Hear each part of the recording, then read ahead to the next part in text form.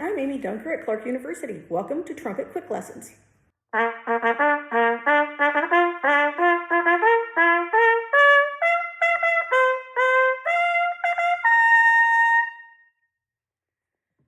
times have you gone to a job, let's say church or a wedding or even a job at school? And you get there and they say, can you just play something before this?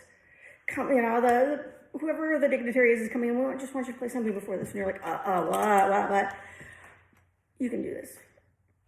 We've been playing fanfares all of our lives. And we're going to talk about some of the common rhythms in fanfares. And we're going to talk about some of the just really basics of forming a fanfare. As many of you know, fanfares are meant to signal something, the entrance of something, the exit of something or someone. And the characteristics really are, it should grab your attention, it should grab people's attention, it should have a good pace, and it should develop a melodic idea if it's a longer one, and it should be clear and coherent. Okay, so there are some basic rhythms that we can put to this test that will help us grab one's attention. So if you watch along here on the page, I will play, these are the most common, so I will play some of the most common fanfare rhythms. The first one is an eighth, 2/16, and a dotted half. Or you could just do dotted eighth, or eighth, 2/16.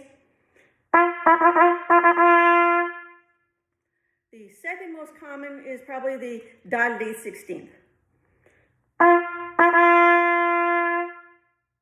And then probably the third most common is just 4/16, usually in the build up to the climax.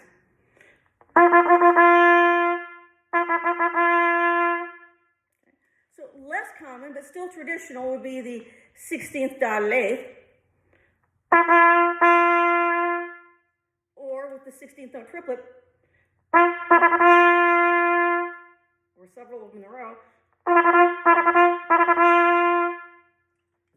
Okay, so those are really common. You'll find them going all the way back to the Baroque period, and probably even earlier. They've heralded in kings and queens and popes and other dignitaries for centuries. Some of the more contemporary ones would be a 16th, 8th, 16th, or the 8th quarter 8th. We're putting them in a row, and then putting the triplets in a row. So those are all really common rhythms. And with those rhythms, you can build a lot of fanfares. So what are we talking about with the fanfare? Well, in duration, anywhere from, 5, 10, 15 seconds, all the way up to a minute and a half for a soloist or small ensemble. For a larger ensembles, that could, like a band or an orchestra, that could be 3 to 6 minutes or more. Generally, the most common is, just signal somebody in. So it's your short 10, 15 second fanfare. Easy enough to do. You pick a few of these rhythms. You pick an arpeggio and a key. Let's say the opening hymn that you're going to do is in G major. So you're going to want to end in G major so the hymn can start. Or you could end in D, which is the fifth above, so when the hymn starts. Da-da. And pick what you're going to do.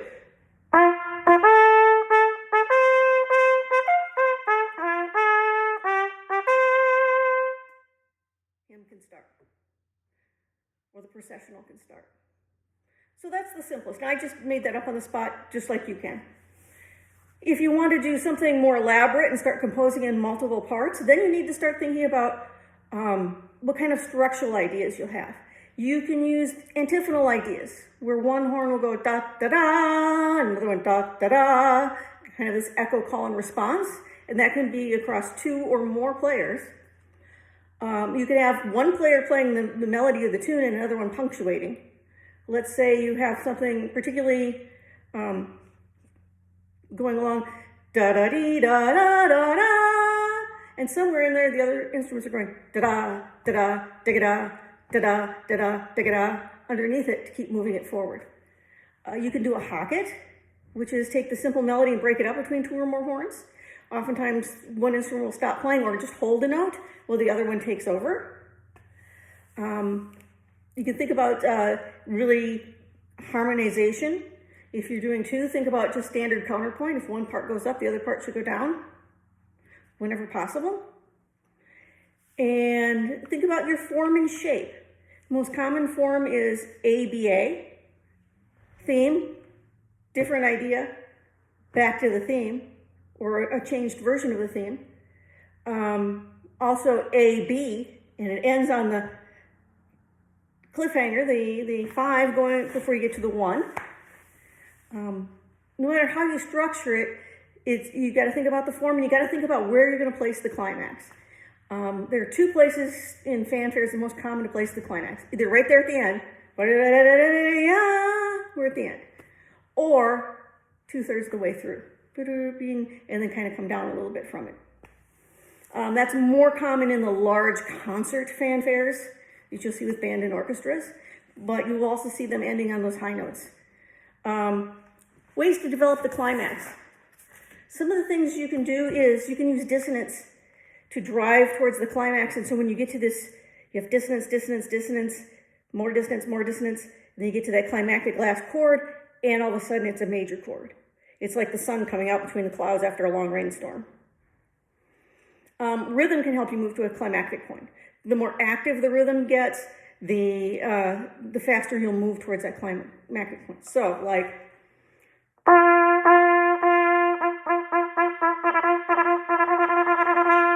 you felt it going to that climax. Think about transposition. Usually upward will increase intensity, especially when you're returning to the A section in a return, or if you just want to go A in one key, B in another key, back to A in the old key. But think about that. It can give you some more energy and some more freshness. Think about repetition and the transformation of those repetitions. So if you have a motivic idea, simple idea that might be going along, you might start transforming it.